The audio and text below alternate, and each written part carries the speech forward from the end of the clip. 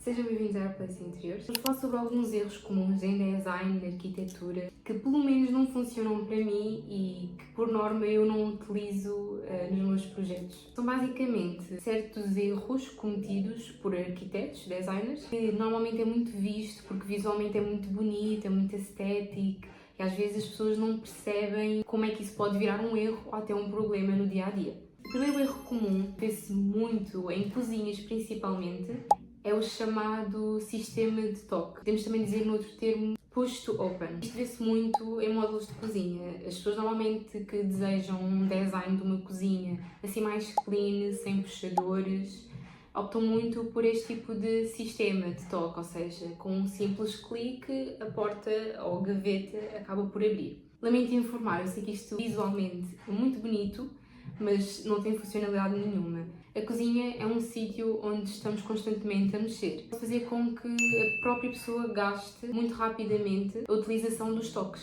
Isto depende muito depois de marca para marca. Há certas marcas que têm, por exemplo, 500 toques, 1000 toques. A cozinha é um sítio onde está constantemente a haver movimento. As pessoas estão constantemente a tirar coisas dos armários, das gavetas, então muito facilmente o número de toques vai ser gasto. E o que é que acontece? Com o passar do tempo, esses sinais de gasto vão começar a aparecer. Por exemplo, nos módulos inferiores, aqueles assim por baixo da bancada, se forem de toque, isto é um grande problema porque a pessoa às vezes está ali a cozinhar, a fazer alguma preparação de algo, encosta-se um pouco e é suficiente para a porta de baixo abrir. É desconfortável e não é funcional. Soluções. Existe um outro sistema que faz com que os módulos da cozinha não precisem de puxadores, mas também não precisam de ser de toque.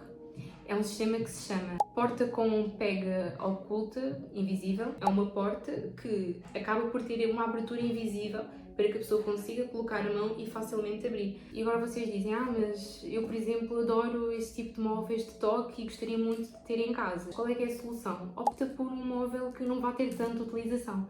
Por exemplo, existem muito aqueles móveis assim com uma porta em vitrine para colocar taças, colocar vinhos. Como vai ser algo que não vai ser utilizado tão diariamente, esses já podem ser armários com sistema de toque. O próximo erro é o piso epóxi. Muitas pessoas pensam que um piso epóxi é a mesma coisa que um piso porcelânico, mas não é a mesma coisa, são duas coisas totalmente diferentes. O piso porcelânico é um piso com muita mais qualidade. Ele é durável, é resistente a manchas, a riscos, a impactos. Já o piso epóxi é feito de resina que, ao reagir com o catalisador, endurece e cria uma camada resistente e impermeável que vai fazer lembrar depois o piso porcelânico. Mas o piso epóxi não é a melhor solução caso a pessoa queira trazer este tipo de efeito. Porquê? Porque passado uns 2, 3 anos ele risca com muita facilidade. Lá está, não vai ser um bom investimento. O terceiro erro é o muro em branco em zonas exteriores. Estamos a falar de uma vivenda, por exemplo, e existem aqueles muros a proteger a vivenda para dar a privacidade. E o que é que acontece quando esses muros são brancos? Se a área exterior da casa for uma área que está muito exposta ao sol, isto é um grande problema, porque o sol vai refletir naquelas paredes por serem brancas e vai trazer muita luz para aquela área. Não vai ser confortável, as pessoas que vão estar lá não vão conseguir ficar lá durante muito tempo pelo reflexo da luz. Então não é muito aconselhável. Normalmente nessas situações eu gosto de optar por 3 tons abaixo do branco. Um bege, um cinza, ou seja, uma cor clara, mas que não seja muito clara. Agora, se estivermos a falar de uma zona exterior que não recebe tanta luz natural, aí os muros brancos já fazem sentido. Porquê? Porque vão refletir a pouca luz que recebe, fazendo com que o espaço fique mais iluminado. O quarto erro é um erro assim mais decorativo que eu própria às vezes costumo cometer, então sou um pouco suspeita em falar, mas realmente é algo que é um erro e é comum. Tapete branco. Um tapete muito claro. Assim, o que eu aconselho é que as pessoas nunca entrem de sapato em casa.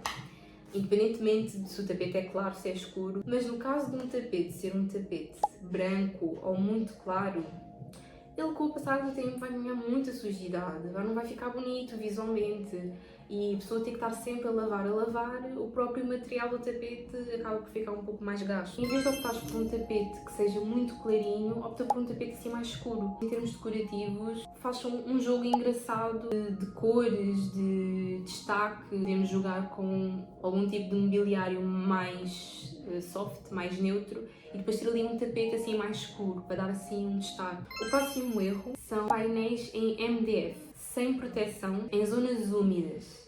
Isto é um grande erro. O que é que são os painéis em MDF? São do teto até ao chão. E nestas zonas de mais umidade, cozinhas, por exemplo, como vão até ao chão, acabam por acumular ali água, o que pode danificar o painel. E a solução para este tipo de problemas, vamos usar um perfil metálico de proteção. Temos o painel, vai ficar o perfil metálico aqui mais escondido e até visualmente dá um ar bonito, acaba por fazer uma sombra. O próximo erro são portas de móvel em preto. Porquê é que isto é um erro? Seja uma porta em vidro ou em MDF, por ser da cor preta, o simples toque vai marcar.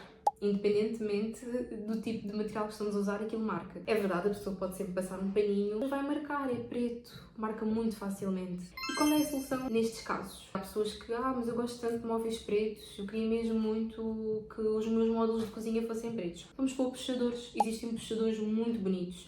E o último erro são escadas escondidas por paredes. Existem em muitas casas aquelas escadas que são totalmente corridas, mas depois elas são protegidas por paredes. Isso faz com que não haja quase iluminação nenhuma na escada, não é? Não fica fluido. É como se estivéssemos a entrar num túnel. Acaba por ser um erro. Eu, pelo menos, sempre que for para fazer algum tipo de projeto onde seja possível fazer esta modificação, eu vou sempre preferir que as escadas sejam abertas, que não haja nenhuma parede, nada lateralmente a impedir que haja luz e que haja visibilidade. Estes foram os erros que normalmente eu identifico em projetos. Espero que tenham gostado, não se esqueçam de partilhar com alguém que goste muito deste tipo de dicas e vejo-vos no próximo vídeo.